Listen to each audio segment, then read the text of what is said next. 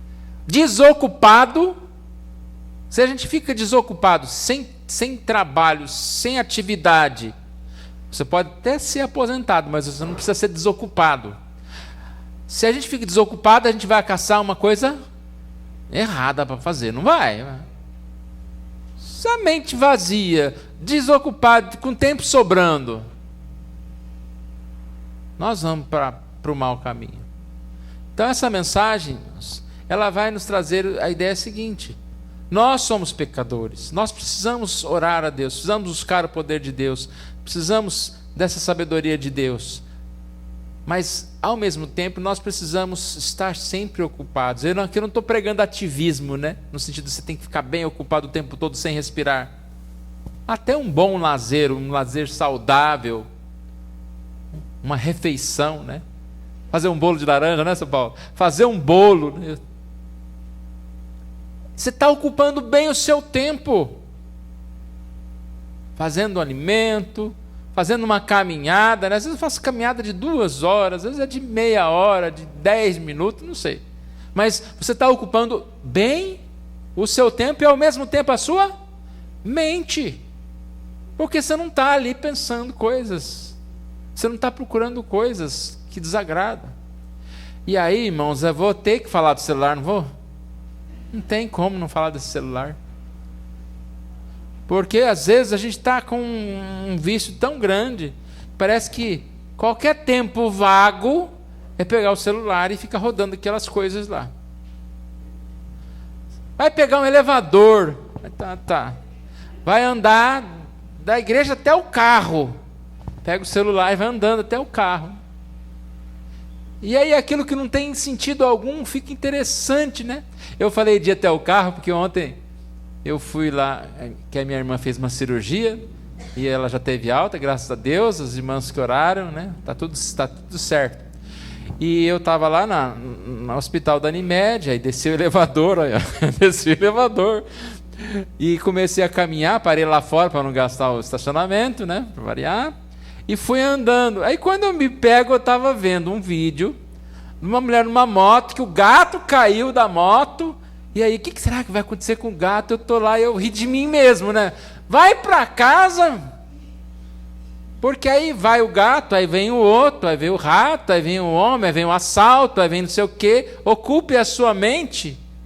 Depois você não sabe nem que você viu mais. E quando é isso ainda, né? Quando não vai para outros lados, quando não vem para aqueles grupos lá de WhatsApp, que diz que existe, isso eu nunca entrei, né? Mas diz que tem uns grupos do WhatsApp que postam um monte de coisa estranha por aí, e a pessoa fica matando a sua mente, não é alimentando a sua mente. Aí depois não sabe por que está ansioso, não sabe por que não dorme, né? Porque a mente está ocupada com tudo que não é ruim. E olha o que o texto diz: irmãos, ocupe a sua mente. O ocupe está lá no final do versículo, né? Seja isso que ocupe o vosso pensamento. Mas o que? Tudo que é verdadeiro, tudo que é respeitável, tudo que é justo, tudo que é puro, tudo que é amável, tudo que é de boa fama, se alguma virtude há, se algum louvor existe, seja isso que ocupe o vosso pensamento. Por que a gente gosta de gastar mais tempo ocupando o pensamento com polêmica, com alguém que está brigando lá num bar, lá, uma briga, ou um acidente, do que ocupando a nossa mente com algo que é amável, com algo que é saudável? Então, infelizmente, eu digo por que isso acontece. Basta você ver o número de views que falam, né? Os fofoca gospel lá, tá falando mal do pastor, que não fez não sei o quê, que... Não vou dar exemplo, né? Tá lá com tantas 1.000, 3.000, 10.000, 15.000 visualização. Aí você põe uma pregação lá, as pessoas não assistem. A pregação é ruim? Não, é a palavra de Deus, né? Por mais que o pregador ele talvez não tenha uma oratória, mas se ele está falando a palavra de Deus, aquela pregação é boa. Se ele não está pregando uma heresia, mas a pessoa prefere assistir a briga do não sei quem, que bateu não sei quem, ou o pastor que roubou não sei o quê, e assim por diante. Não sei, não estou julgando os irmãos, não sei nem o que os irmãos assistem, se assistem alguma coisa. Fato é que todos nós precisamos pensar nesse tema. A gente tem a semana inteira pela frente.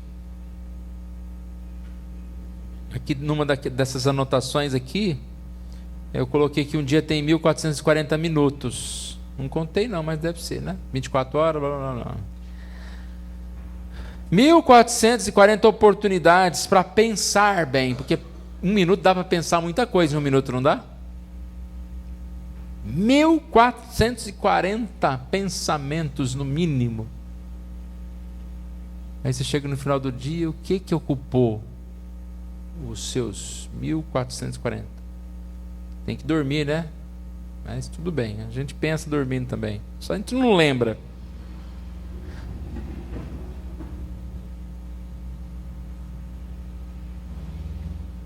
Somos o que pensamos. Pensamentos são a matéria-prima da realidade. Lembra que eu falei lá no início da árvore que produz bom fruto? Então nós somos o que pensamos. O fruto será relacionado ao que nós pensamos. Então quanto mais eu penso no reino de Deus, mais eu posso frutificar no reino de Deus. Por isso que não adianta a gente falar: a igreja tem que ser santa, tem que dar testemunho, mas primeiro, para dar testemunho, ela tem que ser santa, né? Nós temos que partir do nosso coração. Isso vai afetar diretamente a nossa vida. Ali está escrito: vivemos em dois ambientes, o mundo e o nosso pensamento sobre o mundo. E é tão interessante, pessoas no mesmo lugar, várias pessoas podem estar pensando diversas coisas. Eu falei no início, né, que eu espero que todo mundo esteja pensando na mensagem, mas eu fiz umas anotações aqui. Por exemplo, durante um culto, alguém pode estar adorando a Deus. É isso que é o fator principal, né? Estamos aqui para adorar, para servir ao Senhor. Mas durante o culto, também podemos estar encantados com o templo, com a música, com o pregador, com a beleza física de alguém, com a roupa de alguém. Não podemos? Isso acontece. E aqui esse terceiro aqui é pior. Podemos estar planejando assaltar a igreja. Não é? Tem gente que vai numa igreja e ali ele fica olhando: não, é fácil tirar aquela caixa de som dali, ó. Deve valer uns trezentão, né? Aí o outro lá já está olhando: não, tá, olha aquele teclado, será que fica na igreja? Ou será que se eles levam, né? Deixa eu ver, ih, parece que a igreja não tem alarme. Eu estou falando coisas, mas os pensamentos são tão complicados, né, irmãos? O que ocupa o meu pensamento, o seu pensamento? É isso que nós temos que analisar. O pensamento, aquilo que eu já falei, ó, o pensamento pode se tornar realidade? Respondendo dessa pergunta, posso dizer que nem todos os pensamentos se tornam realidade. Nessa história, pensei, já ganhei, já determinei, não. Mas tudo que é realidade foi antes pensado, foi antes de executado, pensado. Isso é uma grande verdade, meus. Então, o que eu quero realizar na minha vida, o que eu quero fazer para a igreja, é nisso que eu preciso pensar, para que isso se torne realidade. Se eu não estou pensando em fazer nada pela igreja, nada pelo reino dos céus, é difícil, de repente, eu saio e faço, né? Durante a semana, né? A gente tem um grupo lá, né? Então está sempre alguém colocando um versículo, alguma coisa, ou uma programação da igreja. Isso deve ocupar o nosso pensamento, para que eu possa realizar segundo aquilo que nós estamos programando como igreja. Então o pensamento é muito importante. Devemos preocupar-nos com as nossas atitudes, sim, mas mais do que as atitudes, devemos nos preocupar com o nosso pensamento. Meditar naquilo que é bom. Tende o mesmo sentimento que Cristo Jesus. A palavra sentimento, esse texto também o presbítero Mateus citou. É o mesmo pensamento que Cristo Jesus. E o que Cristo pensou? Qual foi o sentimento de Cristo? Foi em cumprir, obedecer ao Pai, em entregar a sua vida, em fazer o bem.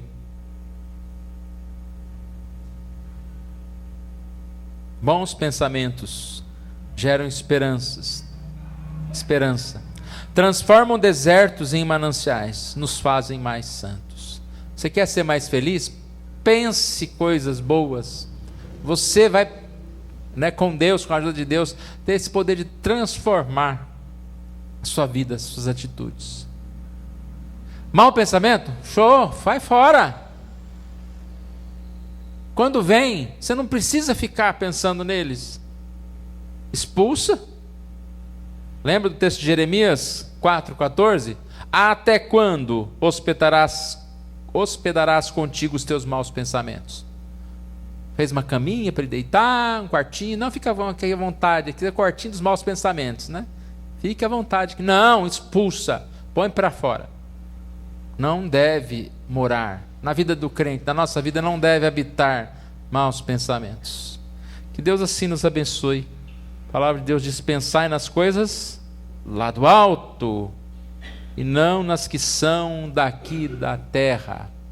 E use bem os seus 1440 minutos, tendo bons pensamentos. Vamos orar.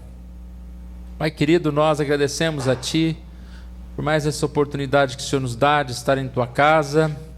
Que o Senhor Deus venha nos fortalecer, para que possamos, ó Deus, sempre, ó Deus, buscar a presença do Teu Santo Espírito nas nossas vidas, e Ele seja o guia dos nossos pensamentos. Que a presença do Senhor Deus venha nos trazer sabedoria para cada momento, cada decisão. Deus, que no lugar da ansiedade possamos entregar em oração aquilo que nos incomoda, colocar nas mãos, lançar, ó Deus, as nossas ansiedades sobre o Senhor. Também, ó Deus, venha nos dar condições de termos durante a semana uma qualidade boa de vida, no sentido de que nós estejamos dedicando tempo para ouvir a Tua palavra, a Tua mensagem, ler e meditar nas coisas do Senhor. E afaste de nós, ó Pai, tudo aquilo que está enchendo a nossa mente, às vezes do nada. Ocupe, ó Deus, o nosso tempo. Que nós possamos ter uma agenda, ó Deus, com atividades para todo dia. Também ocupe, ó Deus, os nossos pensamentos com coisas boas. Que o Teu Espírito Santo venha sobre nós mais e mais. Oramos assim em nome de Jesus. Amém.